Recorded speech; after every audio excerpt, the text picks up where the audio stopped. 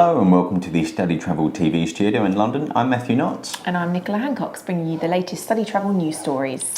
So the headlines this week, New Zealand proposes new post-study work rules. Drop in enrolments for American IEPs. And the UK's Migration Advisory Committee scraps student survey.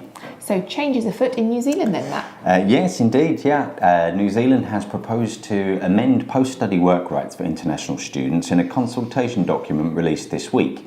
In the plans, the employer-sponsored post-study work visa will be removed for all levels. However, the open post-study work visa for international degree students will triple to 3 years. Students at non-degree level 7 or lower will be entitled to a 1-year work visa if they complete 2 years of study. Immigration Minister Ian Lees-Galloway claimed the measures would avoid migrant exploitation and would ensure migrants contribute skills that New Zealand needs. The consultation document says that the measures will likely lead to a reduction in enrolments at sub-university level. The consultation was published alongside a final draft international education policy by New Zealand government, which is built around 3 goals: delivering an excellent education, achieving sustainable growth, and developing global citizens.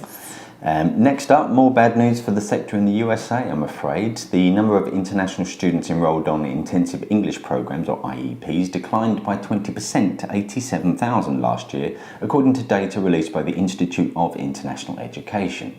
China remained the largest source country by student numbers, but registered a 7.7% decrease to just under 20,000 students, followed by Japan.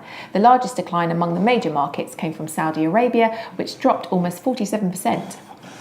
Brazil was the only top 10 country to register an increase last year, up by 11% to 5,600 students. There was also more positive news from Germany, Panama, Switzerland and Argentina.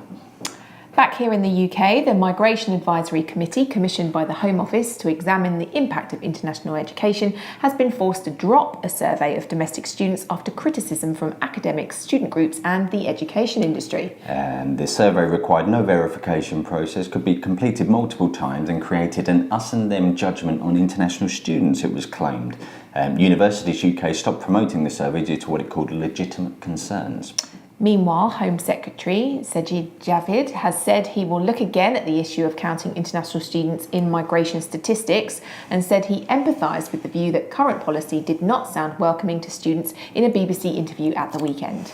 And now for a roundup of some of the other news stories this week. And staying in the UK, QA Higher Education has announced a partnership with Solent University to establish an international pathway college for overseas students, offering 2- and 3-term foundation courses and pre-sessional English.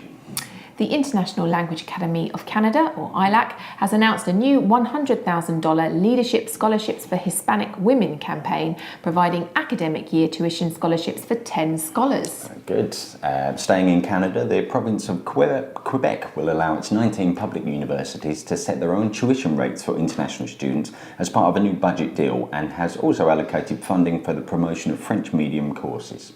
And Canada's Minister for Immigration, Refugees and Citizenship has announced an easing of visa requirements for the UAE, meaning students on short-term courses less than 6 months only need an electronic travel authorisation. 2 UK institutions, Sussex Coast College and Sussex Downs College, have merged to create the new East Sussex College Group, the latest in a string of mergers in the UK state-funded further education sector.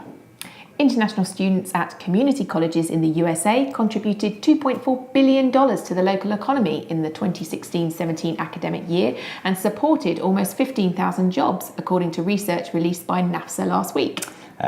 Photos from the NAFSA annual conference and more on all of those news stories on our website. Thank you very much for watching. Goodbye. Goodbye.